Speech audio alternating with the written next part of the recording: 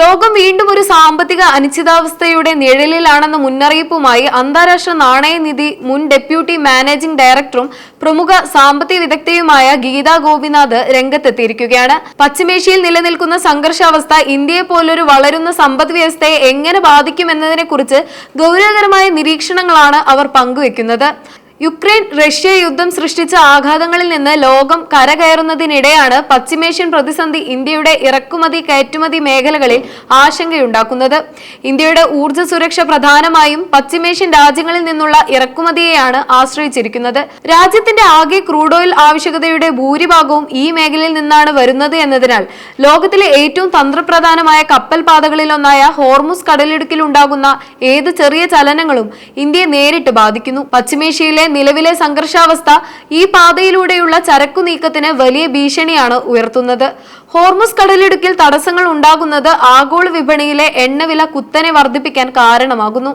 എന്നാൽ കേവലം വിലക്കയറ്റത്തിൽ മാത്രമായി ഈ പ്രതിസന്ധി ഒതുങ്ങുന്നില്ല. ക്രൂഡ് ഓയിലിന്റെ ലഭ്യതയിൽ വൻതോതിലുള്ള കുറവുണ്ടാകുന്നത് ഇന്ത്യയുടെ ആഭ്യന്തര ഉൽപാദനത്തെയും ഗതാഗതത്തെയും പ്രതികൂലമായി ബാധിക്കും. ഈ ഊർജ്ജ പ്രതിസന്ധി ഇന്ത്യയിലെ സാധാരണക്കാരുടെ ജീവിതത്തെയും കാര്യമായി ബാധിച്ചു തുടങ്ങിയിട്ടുണ്ട്. വിതരണ ശൃംഖലയിലെ തടസ്സങ്ങൾ കാരണം രാജ്യത്തിന്റെ വിവിധ ഭാഗങ്ങളിൽ ഇതിനകം തന്നെ പാചകവാതക ക്ഷാമം പ്രകടമായി കഴിഞ്ഞു. എണ്ണയുടെയും വാതകത്തിന്റെയും ലഭ്യത കുറയുന്നതോടെ ഇവയുടെ വിപണി വില ഉയരാൻ സാധ്യതയുണ്ട്. ഇറക്കുമതി ചെലവ് വർദ്ധിക്കുന്നതും വിതരണത്തിലെ അനിശ്ചിതത്വവും വരും ദിവസങ്ങളിൽ സാധാരണക്കാരുടെ അടുക്കള ബജറ്റിനെ താളം തെറ്റിക്കുമെന്ന കാര്യത്തിൽ സംശയമില്ല. വിദേശ രാജ്യങ്ങളിലെ സംഘർഷം ഭാരതത്തിലെ ഓരോ വീടിന്റെയും സാമ്പത്തിക ഭദ്രതയെ എങ്ങനെയാണ് ബാധിക്കുന്നത് എന്നതിന്റെ വ്യക്തമായ ഉദാഹരണമാണ് നിലവിലെ ഈ സാഹചര്യങ്ങൾ. വിദേശ രാജ്യങ്ങളിലെ സംഘർഷം ഭാരതത്തിലെ ഓരോ വീടിന്റെയും സാമ്പത്തിക ഭദ്രതയെ എങ്ങനെയാണ് സ്വാധീനിക്കുന്നത് എന്നതിന്റെ വ്യക്തമായ ഉദാഹരണമാണ് നിലവിലെ ഈ സാഹചര്യം.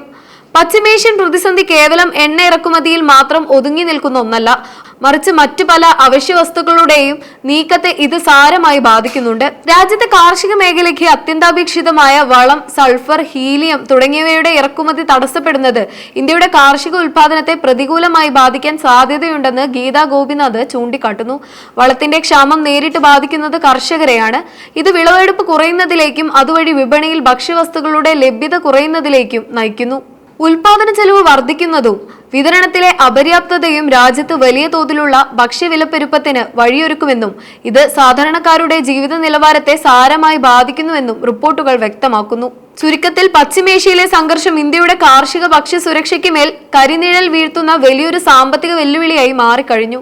കേരളം പോലുള്ള സംസ്ഥാനങ്ങളെ സംബന്ധിച്ചിടത്തോളം പശ്ചിമേഷ്യൻ രാജ്യങ്ങളിൽ നിന്നുള്ള പണമൊഴുക്ക് സാമ്പത്തിക വ്യവസ്ഥയുടെ നട്ടെല്ലാണ്.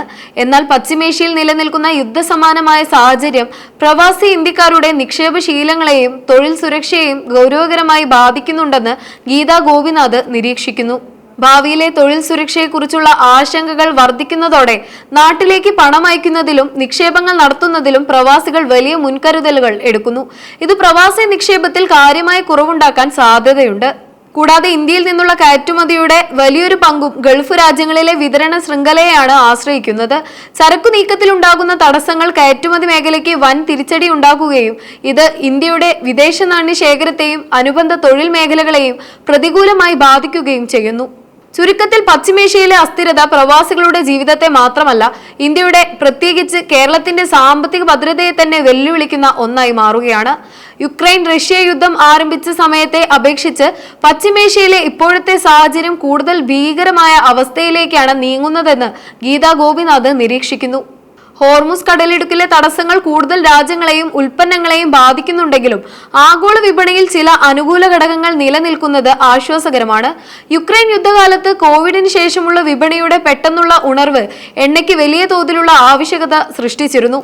എന്നാൽ നിലവിൽ അത്തരമൊരു സാഹചര്യമില്ലാത്തത് എണ്ണവില കുത്തനെ ഉയരാതിരിക്കാൻ സഹായിക്കുന്നു. കൂടാതെ കഴിഞ്ഞ ഏതാനും വർഷങ്ങൾക്കുള്ളിൽ ലോകരാജ്യങ്ങൾ പുനരുപയോഗ ഊർജ്ജ സ്രോതസ്സുകളിലേക്ക് വലിയ തോതിൽ മാറിയത് എണ്ണയുടെ അമിതമായ ആവശ്യകത കുറയ്ക്കാൻ സഹായിച്ചിട്ടുണ്ട്. പല രാജ്യങ്ങളും ഊർജ്ജ ഇറക്കുമതിക്കായി വൈവിധ്യമാർന്ന സ്രോതസ്സുകളെ ആശ്രയിച്ചു തുടങ്ങിയതും പരിസ്ഥിതി സൗഹൃദ ഊർജ്ജത്തിലേക്കുള്ള മാറ്റവും ഈ പ്രതിസന്ധി ഘട്ടത്തിൽ വിപണിക്ക് ഒരു സുരക്ഷാ കവചമായി മാറുന്നു. പശ്ചിമേഷ്യയിലെ പ്രതിസന്ധി അതീവ ഗുരുതരമാണെങ്കിലും മാറുന്ന ഊർജ്ജ നയങ്ങളും ഡിമാൻഡ് മാനേജ്മെന്റും ആഗോള സാമ്പത്തിക രംഗത്തെ വലിയൊരു തകർച്ചയിൽ നിന്ന് ഒരു പരിധിവരെ പ്രതിരോധിക്കുന്നു. പശ്ചിമേഷ്യൻ സംഘർഷം വെറും ഒരു പ്രാദേശിക പ്രശ്നമല്ല, മറിച്ച് ഇന്ത്യയെ പോലൊരു രാജ്യത്തിന്റെ സാമ്പത്തിക അടിത്തറയെ ബാധിക്കുന്ന ഒന്നാണെന്ന് വ്യക്തം. ഊർജ്ജ ഇറക്കുമതിയിലെ വൈവിധ്യവൽക്കരണവും ആഭ്യന്തര ഉൽപാദനം വർദ്ധിപ്പിക്കാനുള്ള നീക്കങ്ങളും വഴി മാത്രമേ ഈ പ്രതിസന്ധിയെ മറികടക്കാൻ ഇന്ത്യക്ക് സാധിക്കൂ. വരും മാസങ്ങളിൽ കേന്ദ്ര സർക്കാരിന്റെയും RBIയുടെയും സാമ്പത്തിക നയങ്ങൾ ഈ വെല്ലുവിളികളെ എങ്ങനെ നേരിടുമെന്നത് നിർണായകമായിരിക്കും.